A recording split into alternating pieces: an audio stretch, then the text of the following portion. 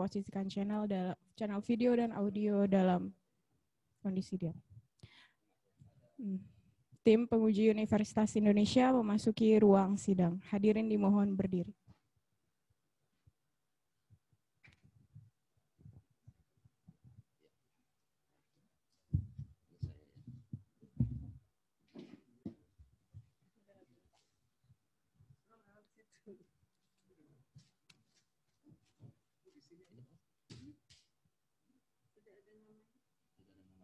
Saya tinggal tukar sih.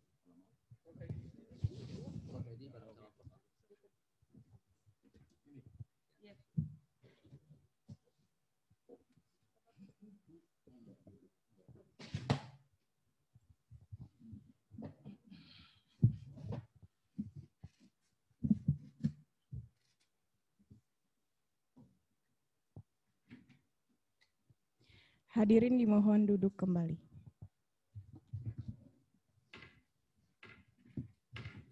Tim penguji Universitas Indonesia telah memasuki ruang sidang.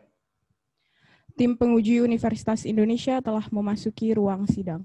Saudara Promovendus dipersilahkan memasuki ke ruang sidang didampingi oleh Paranim.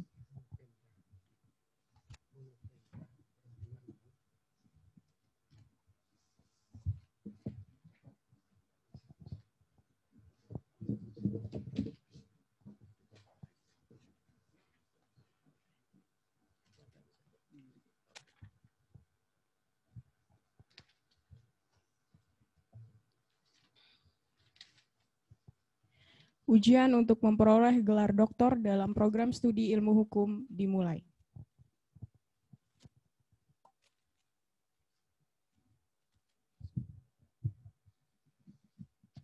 Sidang terbuka promosi doktor Universitas Indonesia. Saya buka. Saudara Promovendus, sidang terbuka promosi doktor Universitas Indonesia yang saat ini berlangsung dalam rangka ujian promosi doktor akan mengajukan pertanyaan atas disertasi saudara yang berjudul Membumikan Ekonomi Kerakyatan Melalui Bangun Hukum Nasional. Selanjutnya, saya persilakan kepada yang terpelajar Profesor Dr. Agus Sarjono SHMH sebagai promotor untuk memulai acara ujian. Terima kasih pimpinan sidang. Selanjutnya saya persilakan Saudara Promovendus membacakan secara singkat ringkasan atau inti dari disertasi saudara selama 15 menit. Silakan. Yang terhormat Ketua Sidang, yang terhormat promotor, yang terhormat kopromotor dan hadirin yang kami hormati, perkenankan saya membacakan ringkasan atau inti dari disertasi saya sebagai berikut. Pendahuluan. Ideologi kedaulatan rakyat sangat kental diperbincangkan dalam perdebatan-perdebatan pra-kemerdekaan. Hatta kemudian menggagas kedaulatan rakyat tidak cukup untuk dijadikan sebatas narasi dalam demokrasi politik, melainkan juga harus diwujudkan dalam demokrasi ekonomi. Hatta memperkenalkan istilah ekonomi rakyat dengan menempatkan posisi rakyat sebagai core value kemerdekaan serta menentang liberalisme yang membawa semangat menggusur dan mencaplok ekonomi rakyat. Puncak dari kontribusi Hatta sebagai aktor intelektual ekonomi kerakyatan adalah rumusan pasal 33 Undang-Undang Dasar 1945 yang hingga saat ini masih dijunjung tinggi sebagai dasar konstitusi Indonesia. Sistem ekonomi tidak dapat hanya membahas salah satu aspek tataran konseptual atau pragmatis saja. Keduanya harus berjalan beriringan dan saling melengkapi. Konsepsi matang yang tidak dituangkan dalam aturan pragmatis hanya akan menjadi teori yang tidak berdaya guna. Kebijakan yang tidak disertai pemahaman konseptual atas ideologi yang ingin dituju juga mengandung bahaya. Pun orientasi konsep itu dihayati benar, nyatanya kebijakan ekonomi juga memiliki banyak derivasi yang dapat memberikan corak dan nuansa berbeda pada sistem ekonomi. Hukum menjadi penting untuk menjaga manuver kebijakan tersebut tetap berjalan pada koridornya. Transplantasi hukum besar-besaran yang terjadi pada tahun 1998 setelah ditandatangani Letter of Intent dengan IMF dan World Bank yang terejawantahkan dengan mengadopsi konsep hukum asing dapat mengindikasikan absennya pemahaman mengenai ideologi dan nilai-nilai dalam hukum ekonomi yang menjadi acuan. Indikasi ini semakin dipertajam dengan adanya amandemen Undang-Undang Dasar 1945 pada tahun 2002 yang menghasilkan perubahan pasal 33 yang notabene-nya adalah jantung sistem ekonomi Indonesia. Tanpa pemahaman, landasan berpikir dan ideologi yang jelas, hukum ekonomi ekonomi akan tersusun mengikuti dominasi arus politik. Ia menjadi rentan disusupi berbagai kepentingan, terutama kepentingan pemodal yang menguasai akses-akses ekonomi, bahkan menghasilkan kebingungan dalam menciptakan struktur bangun hukum ekonomi yang seirama dengan mandat konstitusi. Jika sudah demikian, maka relevansi hukum ekonomi sendiri patut dipertanyakan. Untuk apalagi diperlukan hukum dengan segala aparatus formalistik positivisnya jika nyatanya ekonomi berjalan sendiri dan aturan yang berlaku hanyalah fasilitator dari yang berkuasa atau bermodal. Sehubungan dengan itu, pokok masalah dalam disertasi ini dirumuskan pada 3 pertanyaan pokok sebagai berikut. 1. Bagaimanakah karakteristik dan cakupan dari gagasan ekonomi kerakyatan menurut Muhammad Hatta yang kemudian dirumuskan ke dalam Konstitusi Undang-Undang Dasar 1945? 2. Bagaimanakah penerjemahan gagasan ekonomi kerakyatan tersebut terjadi mengikuti perubahan konstelasi politik di Indonesia? 3. Bagaimanakah membumikan gagasan ekonomi kerakyatan yang diamanatkan dalam pasal 33 ke dalam Bangun Hukum Ekonomi Nasional saat ini? Kerangka teoritis. Untuk mempermudah kajian konseptual yang kental dengan analisis nilai, penulis membaginya dalam 3 teori. Pertama, sebagai grand teori mengacu pada pemikiran ekonomi kerakyatan Indonesia yang digagas Bapak Ekonomi Kerakyatan Hatta, sebagaimana telah dirumuskan dalam konstitusi. Kedua, sebagai mid-range teori menggunakan teori strukturalisme demokrasi ekonomi Indonesia yang mendapat penegasan pagu dalam karya-karya akademis Sri Edi Suasono. Ketiga, pada tataran praktis yang terkait dengan hukum, penulis menyandarkan analisa pada kajian kritik, metodologi penelitian. Ketiga, pertanyaan dalam pokok masalah menuntut tataran kajian yang berbeda namun dalam tema yang mengerucut, yakni mengenai hukum yang berorientasi ekonomi kerakyatan. Bab 2 disertasi ini menguraikan hal-hal yang bersifat refleksi akan apa yang dianggap ideal, diciptakan sebelum kemerdekaan dan hal-hal filosofis yang melatar belakangi pembentukan konstitusi. Bab 3 menganalisa sejarah panjang dinamika ekonomi politik yang ditestamenkan dalam hukum. Bab 4 memaparkan problem yang konkret terkait sistem hukum positif yang sudah tersaji, serta penjelasan terhadap dilema akan dogmatika hukum tersebut pada tataran praksis. Pembahasan. Kerangka pemikiran ekonomi kerakyatan. Muhammad Hatta menyatakan dalam penyelenggaraan negara termasuk juga penyelenggaraan sektor ekonomi, Indonesia mengemban amanat konstitusional untuk berorientasi pada kedaulatan rakyat. Sekalipun demikian, nilai ideologis tersebut tidak akan dapat termanifestasi dengan sempurna tanpa diwujudkan dalam peraturan hukum. Oleh karena itu, landasan ideologi ekonomi dalam pasal konstitusi, pasal 27 ayat 2, pasal 33 dan pasal 34 haruslah dibaca bersamaan dengan rumusan pasal 1 ayat 3 Undang-Undang Dasar 45, negara Indonesia adalah negara hukum. Dalam konteks pendefinisian dan rekonstruksi ekonomi kerakyatan sebagai bangun demokrasi ekonomi yang perlu dilegitimasi dalam hukum, maka konstitusi memegang peran kunci diterjemahkannya ideologi tersebut ke bentuk regulasi yang mengikat.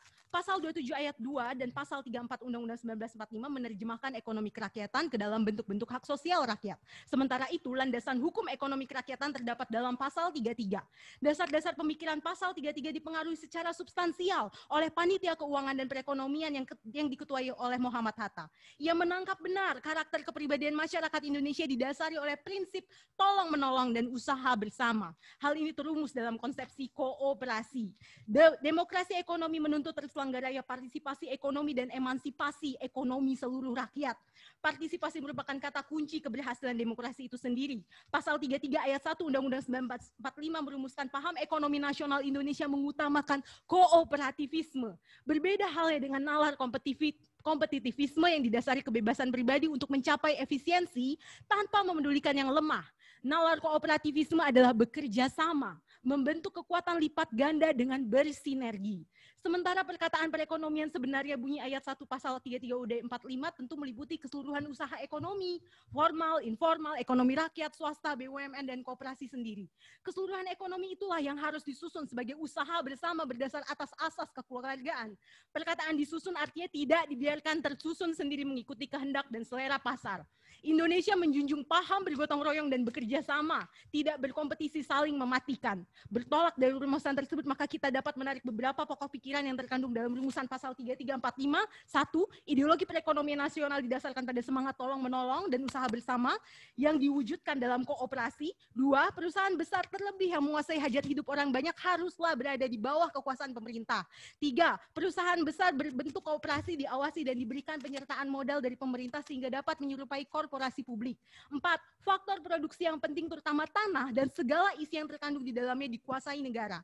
Ambivaliansi nilai konstitusi dalam amandemen pasal 33 Undang-Undang Dasar 1945. Perdebatan pada tahun 2002 mengenai perubahan Undang-Undang Dasar 1945 menjadi hal mendasar untuk dikaji dalam penelitian ini. Dikarenakan dialektika tersebut pada akhirnya menentukan corak supremasi konstitusi Indonesia, termasuk di dalamnya soal pengaturan sektor ekonomi. Terdapat setidaknya 2 kategori pendapat tim ahli yang santer mengemuka terkait perubahan pasal 33. Kategori pendapat pertama adalah para ahli ekonom yang menyepakati untuk mengubah pasal 33 Undang-Undang Dasar 1945. Pendapat ini menekankan pada adanya multitafsir, aras frasa, asas kekeluargaan yang terbukti telah disalahgunakan oleh Orde Baru, kemudian berdasarkan sejarah ekonomi Indonesia secara merdeka terbukti belum berhasil meningkatkan kesejahteraan masyarakat. Sedangkan kategori pendapat kedua adalah para ahli ekonom yang menganggap pasal 33 harus dipertahankan seutuhnya. Pendapat ini menekankan pada hakikat karakter demokrasi ekonomi Indonesia berdasarkan asas kekeluargaan. Sementara mengenai peyorasi tafsir menjadi asas keluarga merupakan bentuk penyalahgunaan pada penerapan, bukan kesalahan dari asas itu sendiri.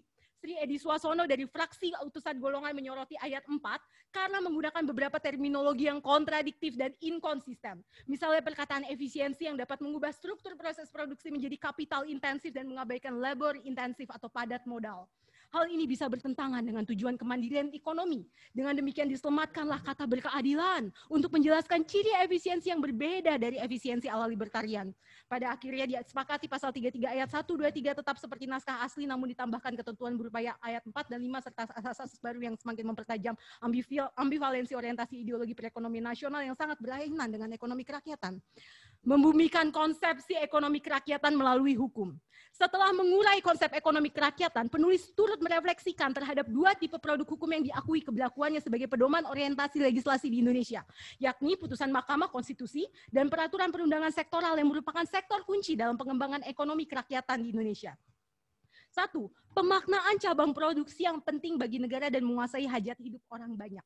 Pasal 33 ayat 1 UUD 45 menyatakan cabang-cabang produksi yang penting bagi negara dan yang menguasai hajat hidup orang banyak dikuasai negara. Putusan Mahkamah Konstitusi tentang ketenaga listrikan dan minyak dan gas bumi memberikan penelitian terbatas terhadap 2 indikator itu. 1. Pemerintah dan DPR masih menganggap cabang produksi tersebut penting bagi negara. 2. Konsiderans menimbang dalam undang-undang terkait masih mencantumkan status sektor tersebut sebagai sektor yang penting dan menyangkut hajat hidup orang banyak.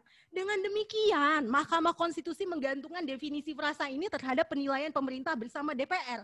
Terhadap pertimbangan yang dipergunakan Mahkamah Konstitusi di atas, penulis berpendapat argumentasi yang demikian sangat lemah dan membuka peluang terjadinya liberalisasi maupun privatisasi dengan bentuk dan wajah yang lain di masa mendatang.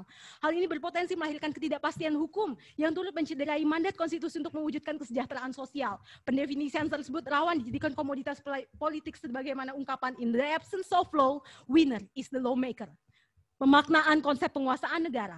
Terkait dengan pemaknaan konsep penguasaan negara, setidaknya terdapat 5 putusan Mahkamah Konstitusi yang memberikan penafsiran akan menguasai negara dengan secara pagu dan benar-benar menganalisis pendapat Muhammad Hatta berdasarkan ekonomi kerakyatan, di mana menguasai negara mencakup 5 pengertian. 1. Negara merumuskan kebijakan, blade. 2. Pengaturan, regelendat. 3. Melakukan pengurusan besturdat. 4. Melakukan pengelolaan behirsdat. 5. Melakukan pengawasan, tozik hodendat. Pemaknaan prinsip-prinsip demokrasi ekonomi Indonesia. Beberapa putusan MK menunjukkan bahwa sebagian prinsip-prinsip demokrasi ekonomi pasal 33 ayat 445 telah digunakan sebagai acuan dalam tafsir dan atas konstitusionalitas undang-undang. Prinsip yang pernah dipergunakan adalah efisiensi berkeadilan, berkelanjutan, dan kemandirian. Fokus penafsiran kebanyakan masih berkisar pada penentuan harga dan kompetisi pasar. Sebagaimana telah diuraikan dalam bab sebelumnya, efisiensi berkaitan erat dengan kompetisi pasar untuk memperoleh hasil yang maksimal berupa harga produk yang terbaik. Misalnya, ketika menilai tentang sistem unbundling dalam sektor ketenaga listrikan, Mahkamah Konstitusi menolak sistem tersebut karena berorientasi pada mekanisme pasar. Dalam putusan yang lain, yaitu menyangkut uji material Undang-Undang Migas, Mahkamah Konstitusi menyatakan penetapan harga BBM yang dianut pasal 282 dan 3 Undang-Undang Migas adalah menggunakan mekanisme persaingan bebas. Seharusnya penentuan harga BBM dilakukan hanya oleh pemerintah serta harus menyangkut seluruh golongan, bukan hanya golongan tertentu, untuk mencegah timbulnya praktik yang kuat memakan yang lemah. Prinsip keberlanjutan juga dipergunakan oleh MK misalnya mengenai pengusahaan air, sesuai dengan prinsip prinsip tersebut, maka pemerintah dalam melakukan pengelolaan sumber daya air wajib melakukan pembatasan yang ketat sebagai upaya untuk menjaga keberlanjutan ketersediaan air bagi generasi masa depan. Walau demikian, masih terdapat beberapa asas dan prinsip pokok dalam pasal 3345 terkait ekonomi rakyat yang belum mendapat tempat dalam penafsiran yang diberikan MK, yakni mengenai pemaknaan kekeluargaan dan kooperasi. Tugas yang lebih fundamental dan belum disentuh sama sekali oleh MK adalah menilai bagaimana dan apa peran rakyat dalam sistem perekonomian nasional yang diamanatkan oleh pasal 33 ayat 1 UUD 45 dan telah lama dicita-citakan oleh Founding Fathers.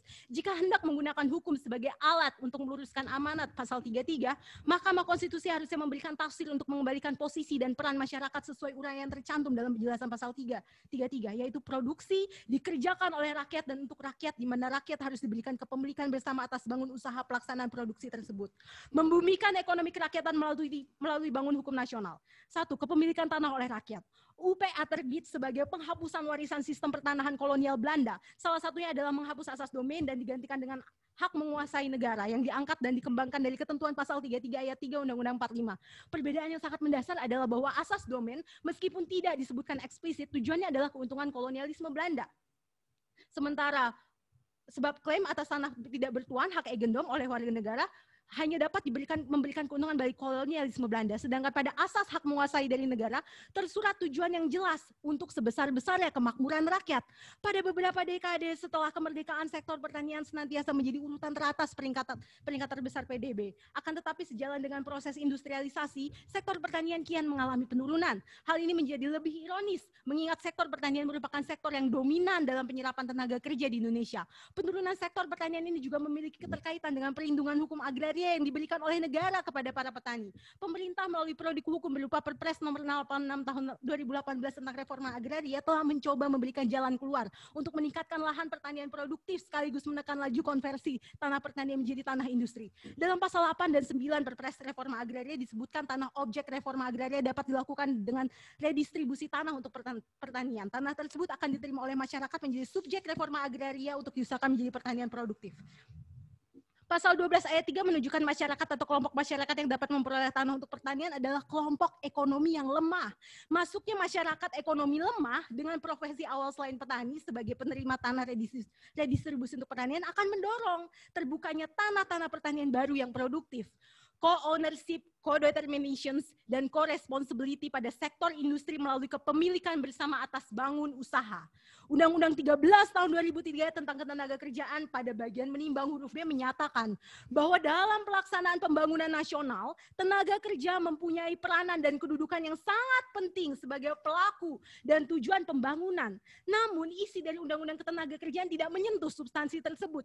Pekerja hanya diposisikan sebagai pihak subordinasi dari pemilik modal atau pengusaha. Sri Edi Swassono sejak lama telah menyoroti hal ini. Seharusnya dalam demokrasi ekonomi terwujud partisipasi dan emansipasi ekonomi. Sistem ekonomi subordinasi dalam bentuk hubungan ekonomi tuan hamba, majikan buruh, ataupun tauke kuli ala kultur stelsel harus ditinggalkan. Sebagai misal hubungan antar inti dan plasma di perkebunan inti rakyat seharusnya berupa hubungan yang partisipatori, emansipatory, bukan hubungan subordinasi yang diskriminatori. Dalam pemilikan pabrik pengolahan, rakyat dapat ikut memiliki saham perusahaan, ikut menentukan kebijaksanaan perusahaan, dan sekaligus ikut bertanggung jawab. Prinsip triple co maupun prinsip kepemilikan bersama secara formal sangat sulit dimasukkan hanya dalam satu undang-undang. Misalnya hanya dalam Undang-Undang Ketenagakerjaan atau hanya dalam Undang-Undang Penanaman Modal. Undang-Undang Cipta Kerja dengan konsep Omnibus Law tentu dapat mengatasi hambatan legalistik formal ini. Saya kira cukup, Romo Fendus telah melebihi waktu yang diberikan. Saya persilahkan penyangga pertama yang terpelajar Bapak Dr. Sidarta SHM untuk mengemukakan pertanyaan ataupun sanggahan. Terima kasih. Saya kalau diizinkan untuk share screen lebih gampang mungkin, tapi kalau tidak saya bacakan saja beberapa pertanyaan saya. Mungkin ya share screen-nya. Kalau tidak nggak apa-apa, saya mulai aja. Saudara Promovenda. Silakan bisa di-share. Oh bisa ya, bisa share screen-nya. Baik, saya share screen. Biasanya lebih visual gitu ya. Saya akan mencoba menapak tilas beberapa pemikiran dari saudara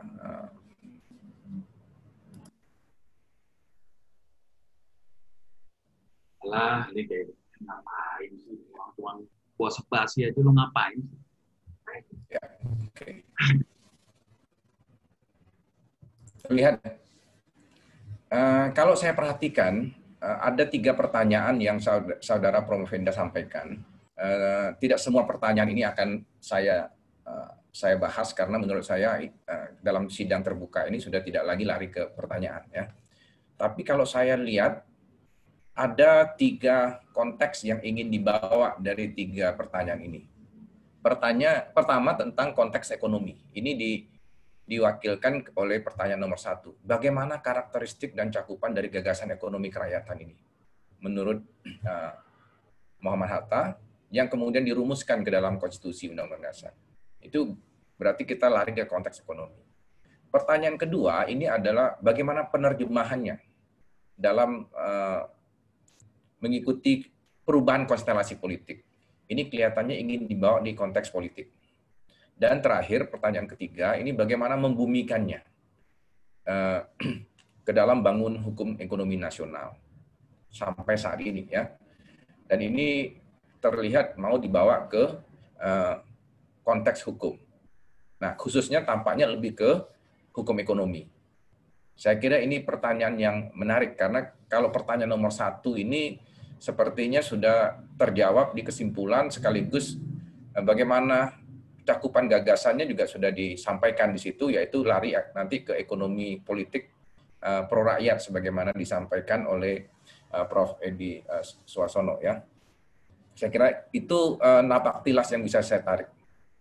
Nah, jadi pertanyaan nomor 1, 2, dan 3 itu saya maknai sebagai pertanyaan yang saling terangkai. Ya. Dan terlihat ada beberapa tesis di sini yang ingin dibangun. Dan saya temukan tesis ini aksentuasinya ada pada kesimpulan. Pertama, gagasan awal ekonomi kerakyatan versi Muhammad Hatta adalah gagasan yang paling orisinil. Dan ini menjadi intisari ekonomi politik Indonesia. Itu pertama. Kedua, gagasan ini mengalami deviasi akibat instabilitas politik pada masa awal pasca kemerdekaan, Orde Baru, dan puncaknya, saudara Promovenda katakan, jadi pada amandemen pasal 33. Lalu saat ini gagasan ekonomi kerakyatan terpostulasi secara normatif dalam pasal 27 ayat 2, pasal 33, dan pasal 34. Dan itu mencakup mengenai hak-hak sosial rakyat. Dengan memasukkan asas-asas yang mutakhir. Namun sebenarnya sudah berlainan dengan apa yang diciptakan dalam pemikiran founding fathers kita. Oke. Lalu tesis berikutnya, putusan MK, saudara Promovenda apresiasi karena telah mengembalikan harapan untuk membumikan gagasan ekonomi kerakyatan sebagaimana yang dimaksud dalam pasal 33 Undang-Undang Dasar 45. Jadi ada, kalau kita lihat di pertanyaan nomor 3 itu, ini pertanyaan yang menarik karena bagi saya itu konteks hukum ekonominya di situ, ya. Ada gagasan awal pada tahun 45 dan itu setelah melalui banyak sekali deviasi terjadi dikembalikan ke relnya oleh Mahkamah Konstitusi dan kemudian dipertanyakan bagaimana kondisi saat ini sampai tahun 2020 ini, kira-kira begitu, ya. Oke. Nah, kira-kira bayangannya seperti ini. Kritik yang muncul dari pasal 33 karena di amandemen ini adalah pada ketentuan yang ayat 5 ini. Karena ini sepertinya menjadi apa ya, open legal policy yang bisa diisi dengan berbagai macam penafsiran, ya. Itu kekhawatirannya. Nah, dengan adanya open legal policy yang ada di pasal 33 ayat 5 ini, pembuat undang-undang itu bisa saja membuat produk yang tidak sesuai lagi dengan pasal 33, dengan amanat pasal 33 ini. Walaupun setiap kali mungkin kita membutuhkan MK untuk meluruskannya kembali. Dan kita khawatir sebetulnya dengan cara seperti ini, MK sepertinya akan menjadi semacam filternya, ya. Dan itu menghidupkan judicial activism dari Mahkamah Konstitusi untuk terus-menerus menjadi pengawal itu. Dan yang paling merepotkan tentunya kekhawatirannya bisa saja MK suatu saat menjadi tidak konsisten dengan putusannya sendiri. Nah, saya belum sampai pada pertanyaan saya. Saya coba untuk mengkritisi beberapa hal. Nah, saya ingin melihat di halaman 260 dari kesimpulan yang Saudara Promovenda sampaikan. Di situ dilihat bahwa ada kritik dan saran di halaman 260 ini. Saudara mengatakannya seperti ini. Ekonomi kerakyatan dapat dibumikan melalui bangun hukum nasional, melalui penerbitan undang-undang lintas sektoral, sebagaimana dikenal dengan Omnibus Law. Meskipun menuai pro dan kontra yang sangat masif, Undang-Undang Cipta Kerja secara bentuk sebenarnya sangat dibutuhkan untuk mengatasi tumpang tindih regulasi. Namun perlu dilakukan penyesuaian terhadap substansi undang-undang tersebut sehingga tidak menjadi undang-undang yang hanya menonjolkan keistimewaan bagi pemilik modal.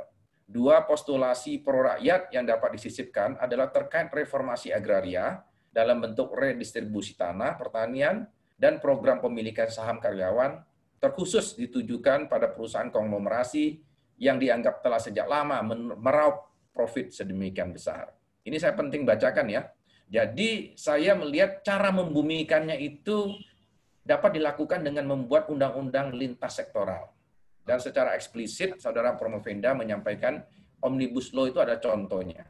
Bapak Dokter. Asal ada catatan. Ada pro rakyat, jangan pro. Bapak Dr. Sidarta, apakah boleh diringkaskan tanggapan atau pertanyaannya? Monggo Pak Dr. Sidarta. Suaranya nggak kedengeran ya? Oh, jangan mute dong, dibuka dong. Iya, ya. Oh, udah. Mohon diringkaskan, Pak, pertanyaannya, Pak.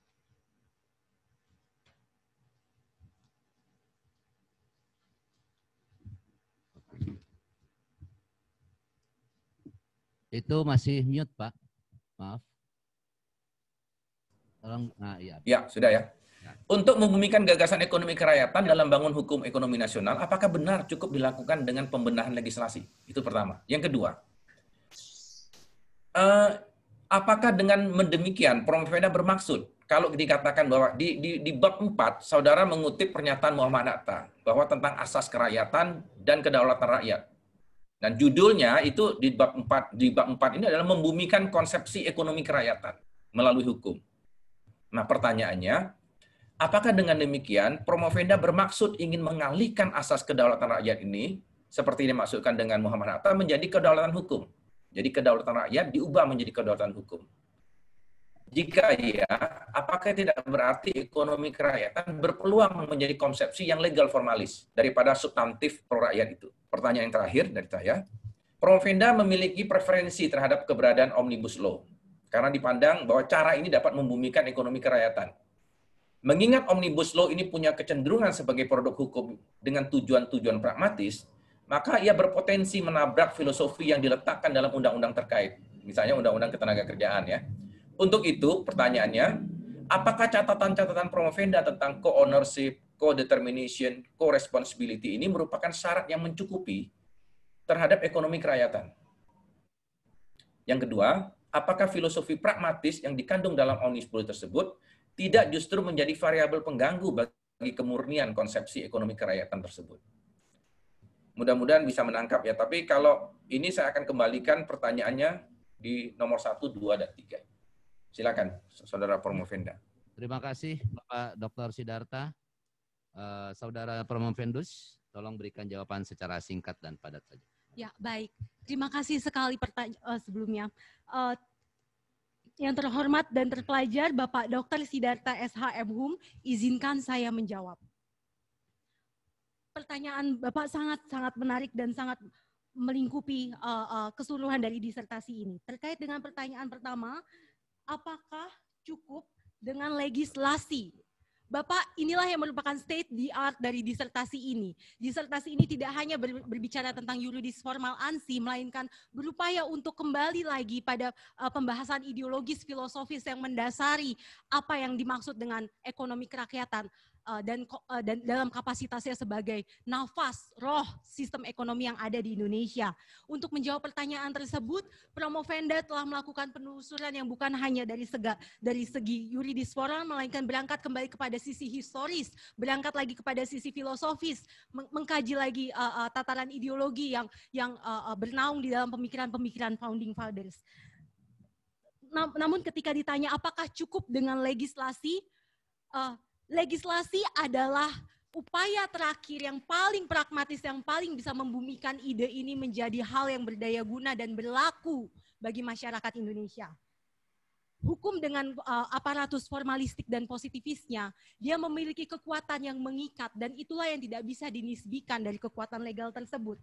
Akan tetapi sebelum berbicara tentang tataran legislasi, terlebih dahulu harus dilakukan kesadaran mengenai apa yang sebenarnya menjadi ideologi khas kebangsaan kita yang bernaung di dalam ekonomi kerakyatan ini. Dan itu tidak dapat hanya dilakukan dengan menuangkan legislasi, tetapi benar-benar menghayati dan benar-benar memahami dengan membaca kembali bagaimana postulasi-postulasi sistem ekonomi ini dirumuskan dalam BPU, PKI, dalam pemikiran-pemikiran Hatta, dan yang paling realistis sebenarnya, yang paling menyatakan hal-hal itu agar bisa lebih relevan digunakan adalah pemikiran-pemikiran karya Prof. Sri Edi Sukosono. Kemudian yang kedua terkait kedaulatan rakyat. Maaf, yang kedua pertanyaannya adalah kedaulatan rakyat. Oh, kedaulatan rakyat, apakah dengan demikian patut diubah menjadi kedaulatan hukum? Perlu diketahui bahwa Indonesia sendiri sebenarnya merupakan negara berkedaulatan hukum. Namun ketika mengarah kepada sistem ekonomi, hal ini menjadi sesuatu yang patut dipertanyakan. Apa yang menjadi cita hukum ekonomi kita? Apa yang ingin kita tuju? Sasaran apa yang ingin kita sasar untuk bisa mencapai suatu peraturan ekonomi yang berdaya guna, yang benar-benar memberdayakan masyarakat, yang menempatkan rakyat pada posisi sentral substansial dan bukan hanya sebagai marginal, residual seperti apa yang dikatakan Prof. Edi. Dengan demikian, kedaulatan rakyat apakah dapat dialihkan menjadi kedaulatan hukum? Menurut saya jawabannya adalah konsepsi ekonomi kerakyatan tersebut harus terlebih dahulu dipahami untuk kemudian dapat dituangkan dalam legislasi. Dan pemahaman yang pagu ini akan dapat mengatasi peraturan hukum yang saat ini kita lihat indikasinya silang selimpat, seperti tidak ada ideologi, seperti tidak ada cita, tidak ada nafas res ide atau stas ide yang ingin dituju dalam peraturan hukum ekonomi. Yang ketiga, triple co. Maaf, pertanyaannya. Saya rasa cukup waktunya.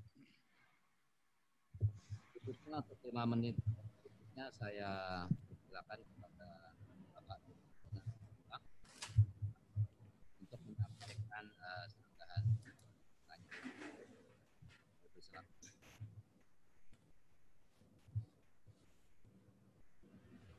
Silakan.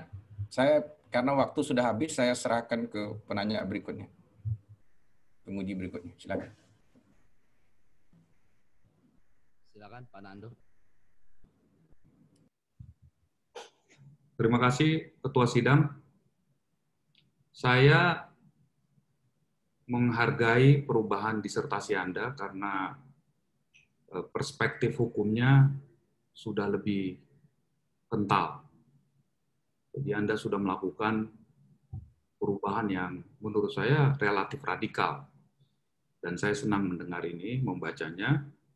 Saya hanya punya satu pertanyaan yang terus terang masih mengganjal, karena ini juga bagian dari kritik saya pada Anda, yaitu apakah apakah ekonomi kerakyatan itu ideologi atau tidak? Anda tidak usah jawab, karena saya menjumpai di halaman 103, Anda sebut itu ideologi. Di halaman-halaman sebelumnya, Anda memaparkan bagaimana peta ideologis dari Karl Marx dan seterusnya. Pertanyaan saya begini, kalau Anda menyebut itu ideologi, di dalam epistemologi hukum, saya bisa menemukannya di mana bahwa ekonomi kerakyatan itu ideologi. Silakan. Ya, baik. Untuk menjawab pertanyaan sebelumnya, Yang terhormat dan terpelajar Bapak Dr. Fernando M. Manulang SHMH, izinkan saya menjawab. Untuk menjawab persoalan tentang epistema, maka terlebih dahulu harus dipahami bagaimana hukum tataran pemetaan filsafat, teori, dan dogmatika hukum.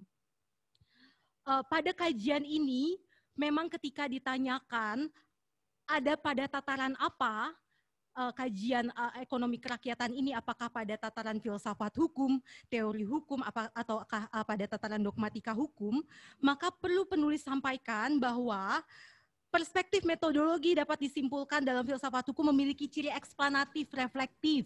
Metodologi teori hukum eksplanatif. Maaf, saya potong. Ya. Soal dokter, saya cuma tanya di mana saya bisa menemukan. Saya tidak menanyakan epistemologisnya. Ya. Karena saya tanya ideologi ekonomi kerakyatan, kalau ada, itu saya temukan di mana. Bapak. Dan Anda jawab menurut epistemologi hukum, yaitu di mana. Ya, izinkan saya menjawab. Untuk menjawab pertanyaan Bapak Dr. Fernando M. Manulang, maka perlu saya tegaskan kembali bahwa disertasi ini mencakup tataran ketiganya. Pada bab 1, pada bab 2, ia membahas tentang hal-hal filosofis, tentang bagaimana ekonomi kerakyatan itu dibangun. Memang pada saat itu, yang pembahasan pada tataran itu lebih kental nuansa historis dan nuansa penelusuran ideologi pemahaman menurut Muhammad Hatta. Kemudian pada bab 2, calon dokter, saya pertegas saja ya, biar Anda nggak bingung. Kalau saya cari di dokumen, saya temukan di mana itu? Itulah Bapak Fernando Manulang yang saya hormati, izinkan saya menjawab. Ekonomi kerakyatan terpostulasi dalam pasal 33 ayat 1, 2, khususnya pada ayat 1 dan penjelasan, namun tidak mendapatkan penjelasan yang pagu. Dan oleh karena itu pada disertasi inilah yang ingin Promovenda perjuangkan untuk bisa menjadi tataran hukum yang ansih, yang bisa diperjuangkan sebagai seorang doktor hukum, maka ide-ide tentang ideologi ekonomi kerakyatan itu harus dipertajam. Antara lain satu, dengan kalau begitu saya pertegas saja. Berarti secara tekstual, ada tidak ideologi ekonomi kerakyatan di konstitusi? Ada. Di pasal 33 dan di pasal 27 ayat 4, pasal 33 ayat 1, ada terutama di pasal 33 mengenai sistem ekonomi dan juga berada di penjelasan. Ya. Oke, kalau itu disebut sebagai sistem ekonomi, itu ideologi atau tidak? Itu ideologi, tapi untuk bisa memaparkannya menjadi butuh perjuangan legalisator. Sudah cukup Ketua Sidang, terima kasih. Baik, terima kasih. Selanjutnya 5 menit berikutnya kami persilakan kepada penyangga ketiga yang amat terpelajar, Profesor Dr. Didi Junaidi Rahbini, MSc, untuk mengungkapkan pertanyaan dan sanggahannya. Silakan, Prof. Baik, selamat siang. Assalamualaikum warahmatullahi wabarakatuh. Para promotor, kopromotor yang sudah membimbing luar biasa dalam proses yang panjang dengan topik yang besar ini, juga Sivitas Akademika, serta Promovenda Aurora yang sudah bekerja sangat keras. Ya. Terima kasih saya diberi kesempatan. Pertanyaan saya sederhana, mungkin akan dijelaskan kalau ada waktu. Saya adalah tim 7 dalam amandemen UUD 45. Pertanyaan saya sederhana. Setelah diamandemen, apakah pasal 33 ayat 1, 2, 3, dan 4 mendorong atau melemahkan ekonomi kerakyatan dalam pikiran saudara? Saya tidak ingin jawaban sendiri, saya juga akan menjawab sebagai perbandingan. Ya. Bukan sekedar tanya jawab. Menurut saya, tidak mendorong dan tidak menghambat. Dalam arti tidak signifikan. Karena yang bekerja di pasar saat ini bukan dokumen-dokumen itu, ya, tetapi kekuatan-kekuatan pasar nasional dan global, dan negara yang dipilih nanti apakah orientasi ke kiri atau ke kanan. Nah sekarang kalau memang itu ada dan tidak hanya di atas kertas, apakah seperti desain rumah minimalis, kalau sekedar gambar, kita tidak bisa mempelajari gambar. gambar hanya akan bisa dipelajari bagus atau tidak kalau sudah eksis dibangun rumahnya. Nah, apakah ekonomi kerakyatan itu sudah terbangun rumahnya? Berikan contoh, dan saya sebagai ekonom berhadapan dengan data, kontribusinya seperti apa, dan seterusnya, dan seterusnya. Persilakan. Sebagai bangun hukum, ekonomi kerakyatan sudah mendapatkan landasan struktural yang paling utama, yaitu mandat konstitusi dalam pasal 33. Akan tetapi sebagai bangun hukum nasional yang pagu, masih harus diperjuangkan. Terkait dengan hal itu, sesungguhnya dalam melakukan disertasi ini, Promovenda juga sudah melakukan terjun ke lapangan dengan bertemu dengan tokoh-tokoh pragmatis ekonomi kerakyatan, Bapak Hasto Wardoyo Butpati dengan juga ada Koperasi Sri Kandi. Ketika ditanyakan apakah bentuknya dalam hukum sudah padu, belum. Tetapi sebagai jiwa, sebagai asas, sebagai karakter dan corak dalam masyarakat itu masih ada. Sekian jawaban saya. Pertanyaan saya sederhana. Mendorong atau tidak mendorong? Ada atau tidak ada? Ya, untuk amandemen pasal 33, untuk amandemen pasal 33 perlu saya kemukakan bahwa ada beberapa concern yang harus juga diperhatikan. Harusnya perdebatan dalam perumusan amandemen tahun 2002 lebih dapat fokus lagi dalam membangun asas-asas ekonomi kerakyatan itu. Bagaimana kooperasi harusnya diatur, bagaimana kemudian asas kekeluargaan itu harus dijabarkan lebih lanjut, seperti apa corak dan karakternya. Kemudian jelaskan sosialisme yang berkeindonesiaan itu seperti apa. Harusnya perdebatan-perdebatan dalam amandemen Undang-Undang Dasar tahun 2002 harus lebih dapat diperkaya dengan kasanah dialektika yang kental dan paham betul dengan asas-asas ekonomi kerakyatan. Satu kata ingin saya jawab. Amandemen Undang-Undang Dasar 45 pasal 33 itu mendorong atau tidak mendorong ekonomi kerakyatan? Jawabannya satu kata. Tidak, Prof. Tidak. Terutama karena ada pembubuhan efisiensi. Terima kasih, Prof. Didik Jaya Rahwini. Untuk 5 menit berikutnya, kami persilakan kepada penyangga keempat yang amat terpelajar, Profesor Dr. Satya Adinanto SHMH, untuk mengemukakan pertanyaan ataupun sanggahannya. Kami persilakan. Terima kasih pimpinan sidang. Di sini di dalam bab 2.1.2 ini Anda melakukan pengelompokan sistem ekonomi pasar dan posisi ekonomi kerakyatan. Ya, di sini Anda menggolongkan 2 kelompok, ada sistem ekonomi pasar dan sistem ekonomi sosialis. Nah, yang ingin saya tanyakan di mana letak sistem ekonomi campuran? Singkat saja mungkin. Itu yang pertama. Silakan dijawab dulu. Sistem ekonomi campuran pada dewasa ini dalam dialektika pemikiran kasanah akademisi yang pamor dan sering tampil adalah third way allegiance. Namun dalam disertasi ini dengan ansih, dengan jelas, Promovenda telah menjawab bahwa ekonomi kerakyatan bukan jalan ketiga. Ekonomi kerakyatan adalah ekonomi berkarakter yang benar-benar mengakar pada jati diri masyarakat Indonesia. Ia dironai dengan karakter-karakter seperti kekeluargaan dan kooperasi dengan upaya kebersamaan untuk mencapai kemakmuran bersama, bukan orang per seorang. Demikian, Prof. Kalau Anda lihat kondisi negara-negara di dunia ini, sistem mana yang paling banyak diterapkan sekarang ini? Ya, kapitalisme. Setahu saya yang campuran, setahu saya. Tapi mungkin nanti bisa dicek. Ya. Ya. Dan itu mereka mengatakan bukan the third way, tapi mereka menyebut itu campuran. Gitu. Yang saya tahu ya. Saya bukan ekonom, tapi saya baca-baca saja. Baik, boleh saya tanggapi, Prof? Ya, silakan.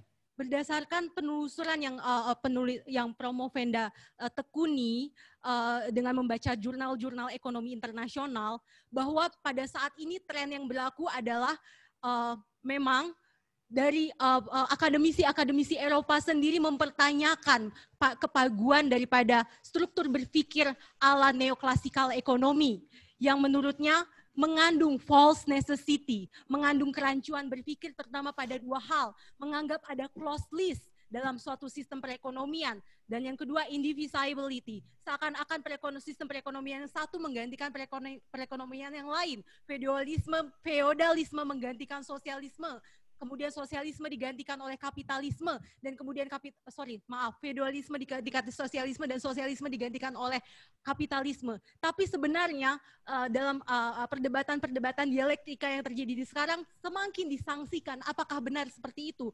Dan kecenderungan berpikir yang demikian menimbulkan adanya dua doktrinasi utama. Pertama, yang semakin mengkerdilkan ilmu sosial. Yang pertama adalah kecenderungan berpikir ortodoks yang menyatakan bahwa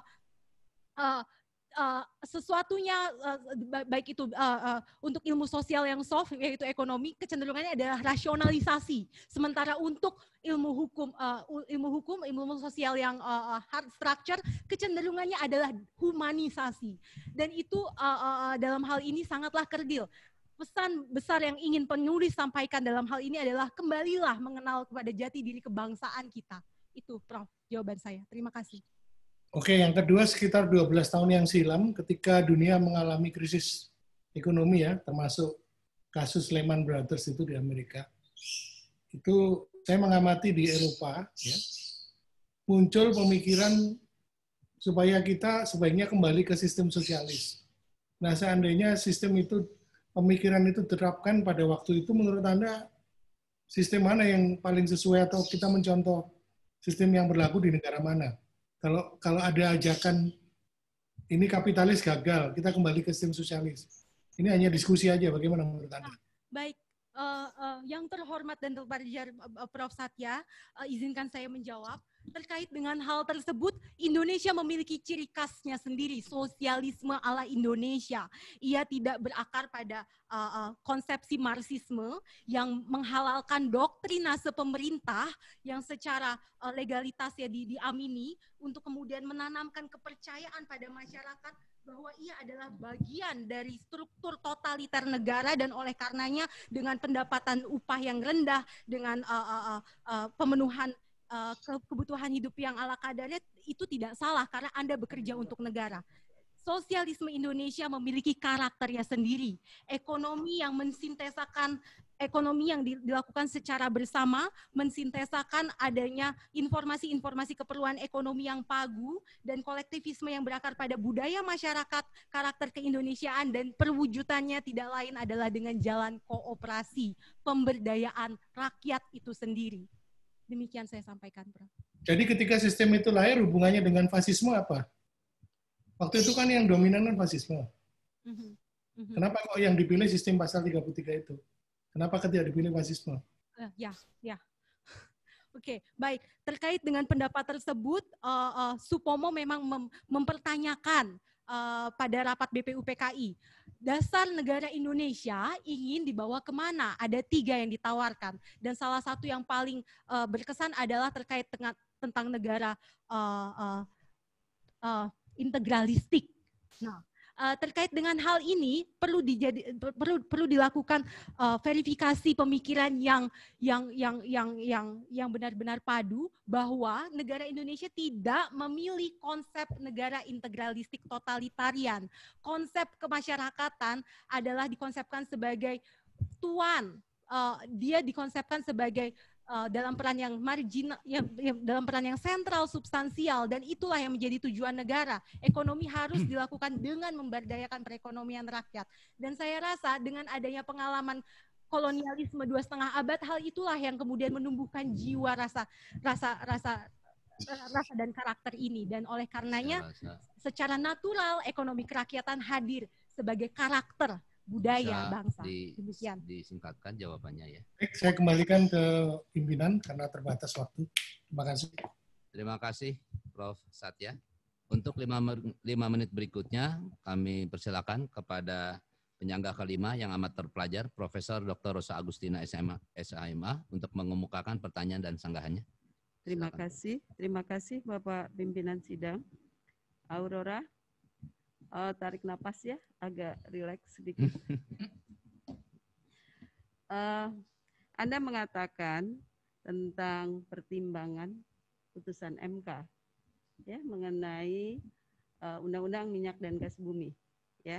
Anda mengatakan bahwa argumentasi dalam pertimbangan tersebut sangat lemah dan membuka peluang terjadinya liberalisasi maupun privatisasi dengan bentuk atau wajah yang lain.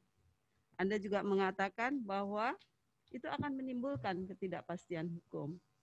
Coba tolong jelaskan pendapat Anda ini. Ya. Terkait dengan hal tersebut, konteks yang sesungguhnya ingin penulis sampaikan adalah ketika MK mendefinisikan makna dari cabang-cabang produksi.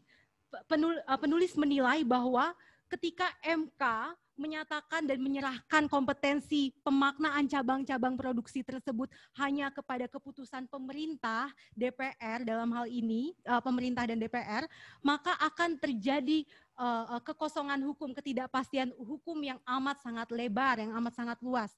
Padahal seharusnya apabila ekonomi kerakyatan dihayati benar, cabang-cabang produksi perekonomian rakyat bisa dilakukan pendefinisian yang lebih lanjut tentang apa yang sebenarnya memenuhi kepentingan-kepentingan rakyat. Oleh Sri Edi Suarsono sebenarnya hal itu sudah disampaikan bahwa definisi tersebut memang dapat berkembang, akan tetapi harusnya terkait dengan kriteria dan pemikiran-pemikiran syarat yang pagu mengenai apa itu yang penting bagi rakyat, karakternya seperti apa, harus lebih lagi dikejar oleh MK, dan itu bisa dilakukan, sebenarnya sudah MK lakukan, seperti contohnya dalam air. MK menyampaikan bahwa air adalah res commune, bahwa ada keadilan sosial yang harus diperhatikan dalam penyelenggaraannya. Itu Prof. Rosa maksud saya. Terima kasih. Ya, terima kasih. Baik. Terima kasih Prof. Rosa. 5 menit berikutnya kami persilakan kepada penyanggah ke-6 yang amat terpelajar, Profesor Sri Edi Suarsono, SE, MPIA, PhD, untuk mengumumkakan pertanyaan dan sanggahannya. Silakan, Prof. Tidak ada pertanyaan, tidak ada sanggahan. Hanya heran aja kenapa jawabannya seperti express train gitu. Seperti express train, tetapi apa yang Anda kemukakan semuanya dapat saya terima. Terima kasih. Prof. Agus mau bertanya? Cukup. Oke. Untuk berikutnya kami persilakan kepada promotor kalau ingin memberikan sedikit catatan atau kita bisa akhiri. Oke. Waktu habis, ujian selesai. Ujian telah berakhir, izinkan.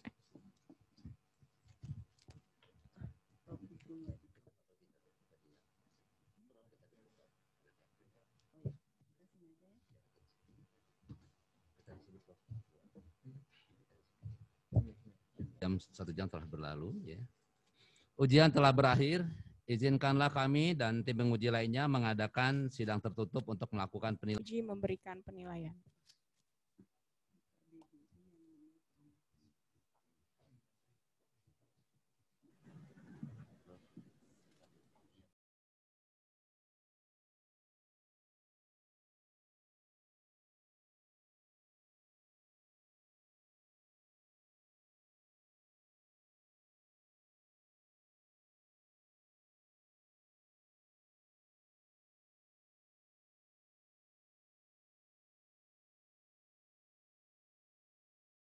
Tim penguji Universitas Indonesia telah lengkap hadir kembali di ruang sidang. Saudara Promovendus dipersilakan memasuki ruang sidang.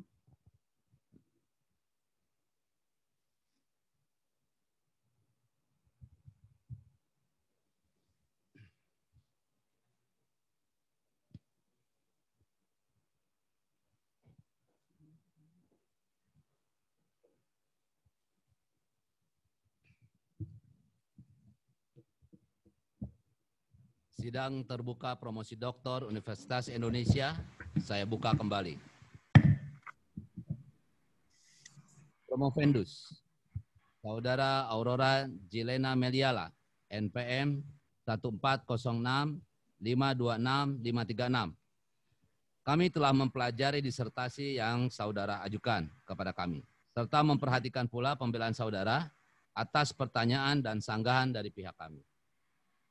Promotor yang diketuai oleh Profesor Dr.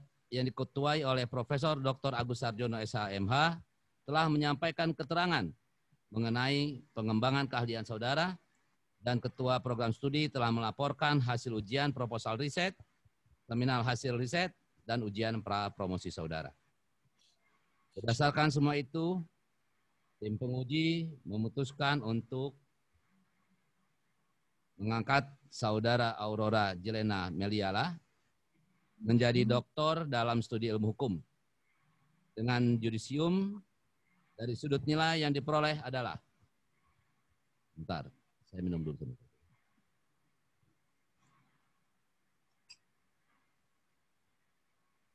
Sangat memuaskan.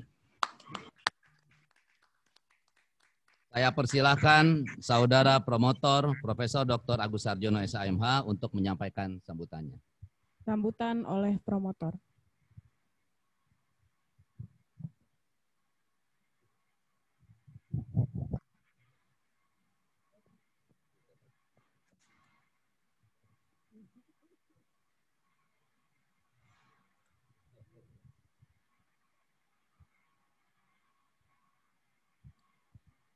Dengan mengucap syukur kehadirat Tuhan Yang Maha Kuasa,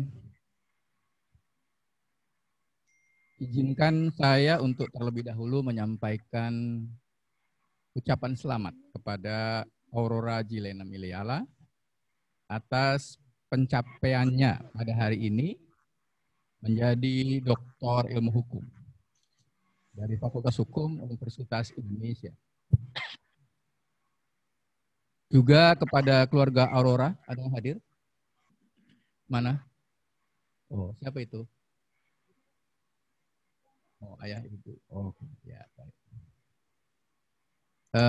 Saya sampaikan selamat dan berbahagia atas pencapaian salah satu anggota keluarga.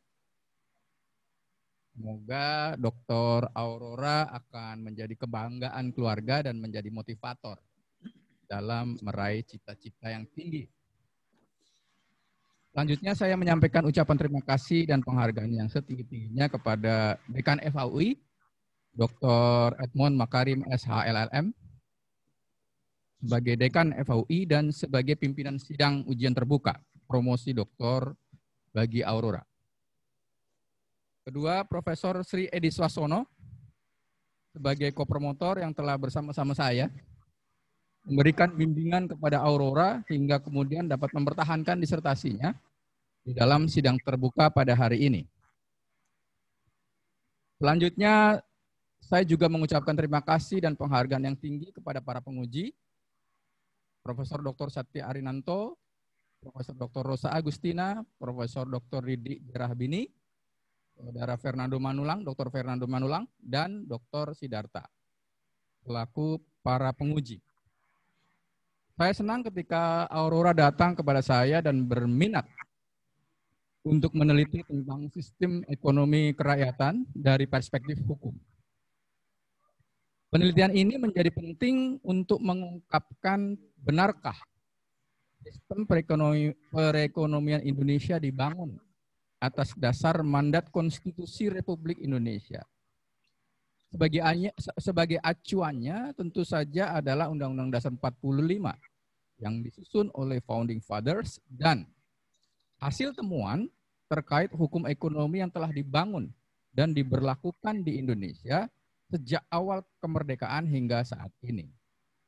Aurora melihat bahwa cita-cita ekonomi kerakyatan yang ingin dibangun oleh para Founding Fathers tersebut seringkali dihadapkan pada tekanan politik hukum yang lebih cenderung membela kepentingan pembangunan ekonomi berbasis kapital.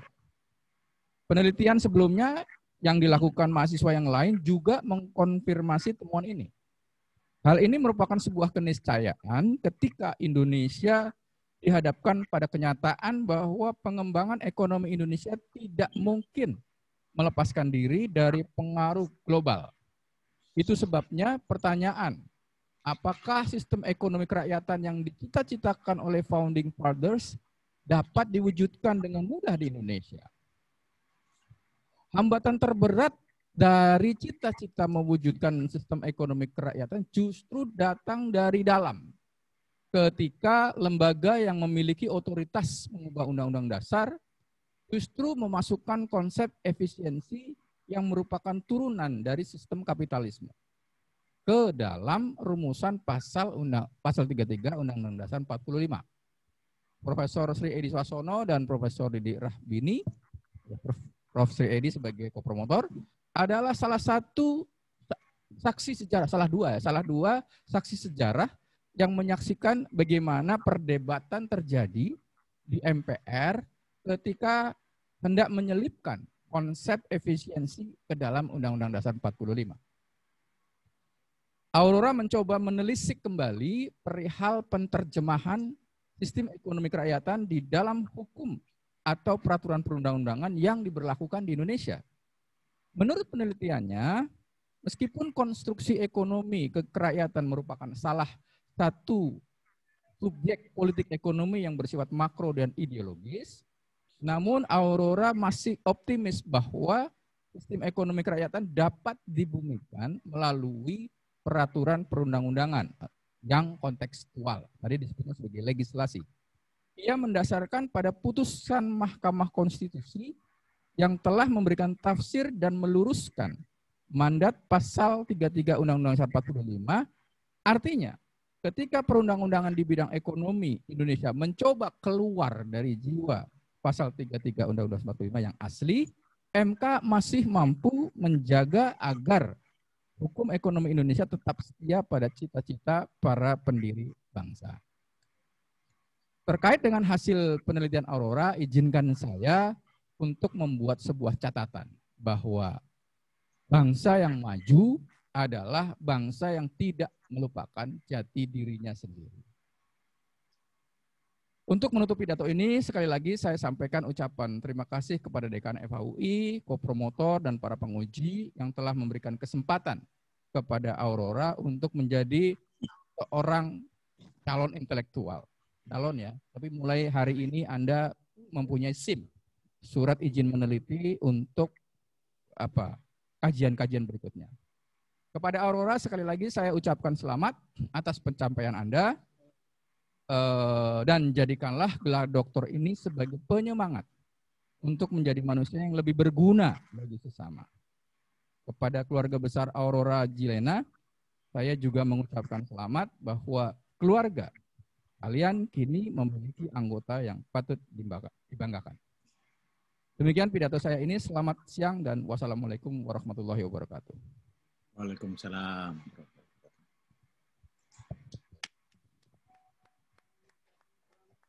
Selamat ya, Aurora ya.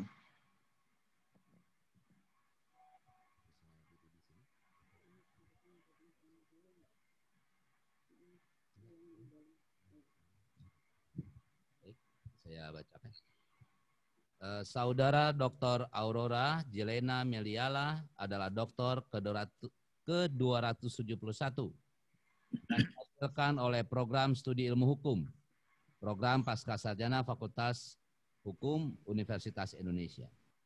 Merupakan doktor ketiga yang lulus di tahun 2020 dan doktor ke-236 yang lulus setelah program Pascasarjana diselenggarakan langsung oleh Fakultas Hukum Universitas Indonesia. Sekali lagi saya mengucapkan selamat. Dengan demikian ujian promosi doktor telah berhasil dilaksanakan dan dengan ini sidang terbuka promosi doktor Universitas Indonesia saya tutup.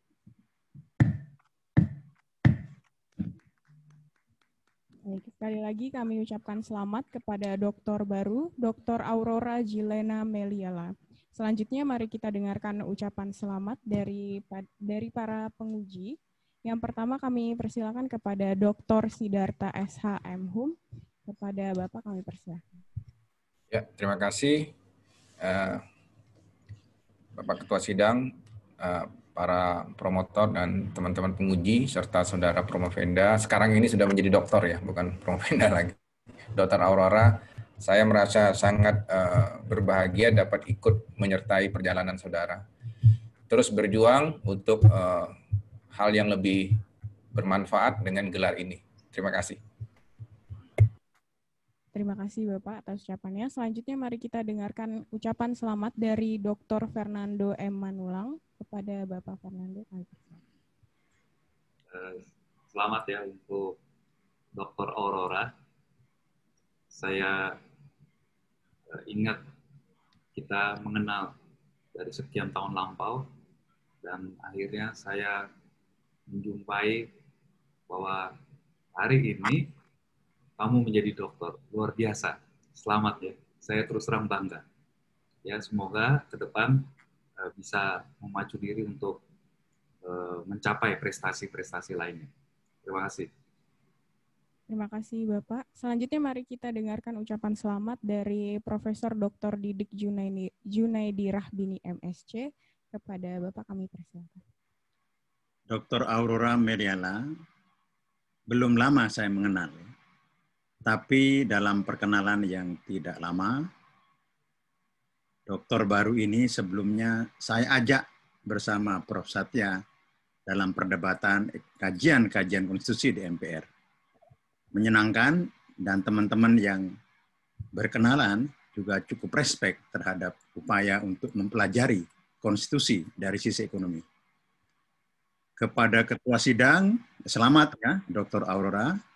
Kepada Ketua Sidang, Tabik ya, promotor ya, Prof. Agus, senior saya yang sudah senior, Prof. Edi ya, yang masih sangat luar biasa semangat ya, dan seluruh penguji ya, mudah-mudahan kegiatan akademik dan dunia akademik semakin maju. Assalamualaikum warahmatullahi wabarakatuh. Waalaikumsalam warahmatullahi wabarakatuh. Terima kasih Prof. Selanjutnya mari kita dengarkan ucapan selamat dari Profesor Dr. Satya Arinanto SHMH kepada Prof. Satya, kami persilakan.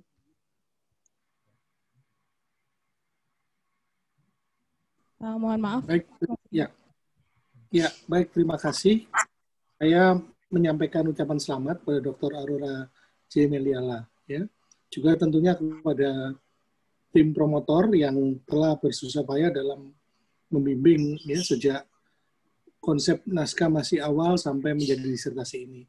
Saya mengusulkan setelah diperiksa kemiripan ya, mungkin naskah ini bisa diterbitkan nantinya ya, mungkin menjadi sumbangan pemikiran ya untuk teman-teman yang mempelajari terkait dengan pasal 33 UUD 45 sistem perekonomian dan berbagai pemikiran historis yang menyertai pembentukan pasal 33. Itu saja, sekali lagi saya ucapkan selamat pada tim promotor dan juga pada Dr. Aurora J. Meliala. Sekian, terima kasih. Baik, terima kasih Prof. Selanjutnya dari Profesor Dr. Rosa Agustina.